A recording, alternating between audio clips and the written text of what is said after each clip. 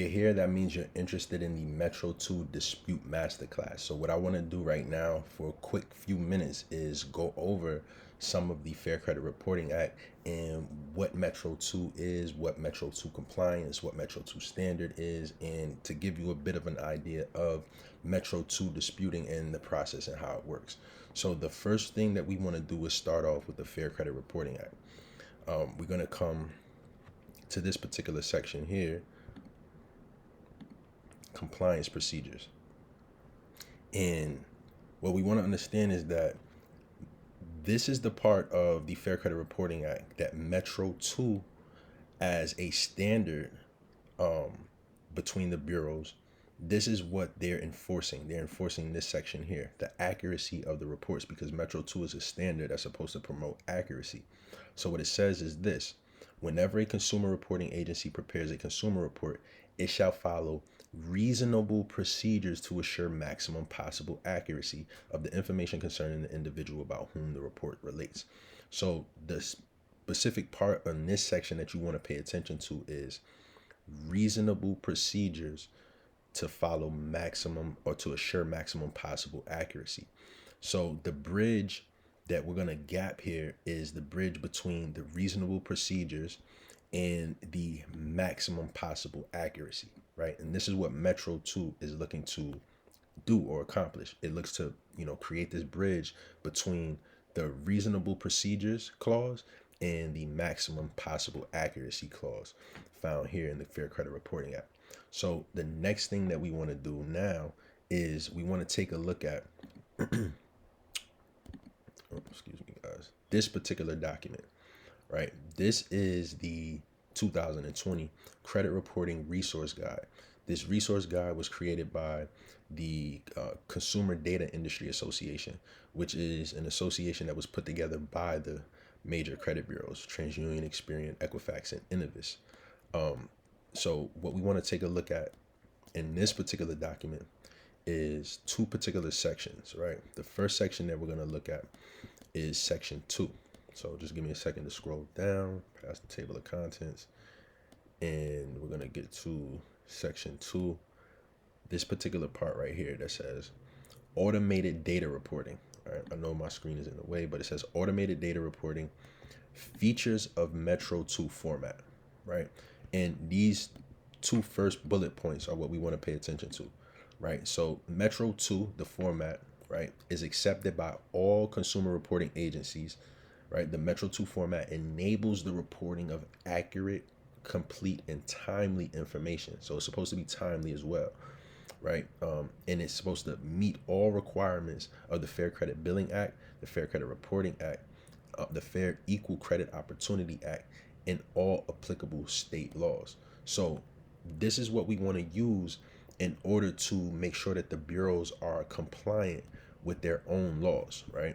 So now what we're going to do is we're going to come back and we're going to go down and take a look at section 4, right? Now, section 4 deals with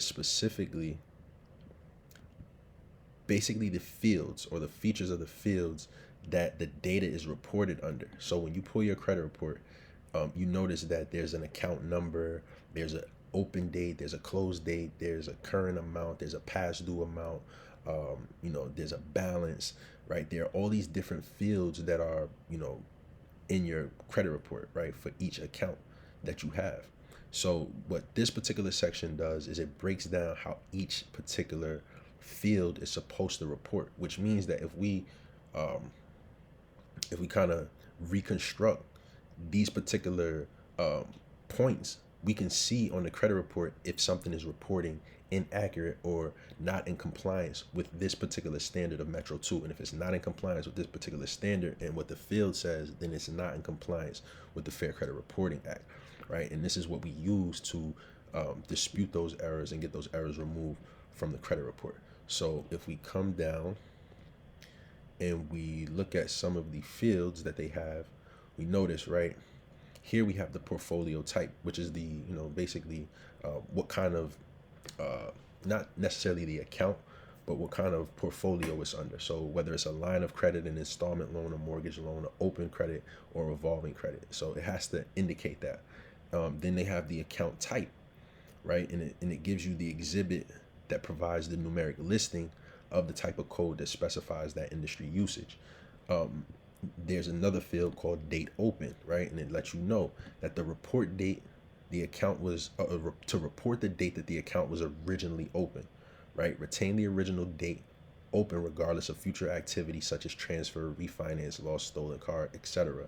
So the date open cannot change, and they have to leave it like that because it's just one of those very important dates. And if it's reported in any way other than that, then it's not valid. So it says valid dates open must be reported, right? Field cannot be zero or blank field, nor contain a date in the future. So if it contains any of those things, it's in violation, right? So, and as we continue, you see all the rest of the fields that are listed on your credit report. If you pulled your credit report, you would notice some of these fields, right?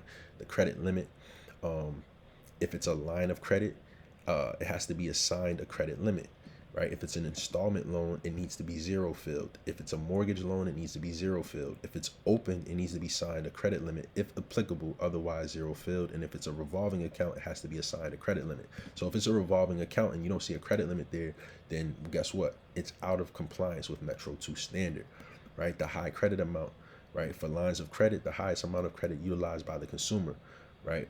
If it's not the highest amount that was utilized by you, then it's not accurate. And same goes for an installment mortgage open or revolving account, right? And again, they give you all of the details on how each of these fields is supposed to be reported. So when you enter the masterclass, this is what we go over. We also go through the credit report as well to review, how to dispute these type of accounts, how to put the letters together, how to mail the letters off, how to respond to the bureaus, and a lot more. So if you're interested in learning more about this process and how to remove negative information from your credit report so that you can increase your credit score, make sure you sign up, reserve your seat, and I'll see you in the class. Peace.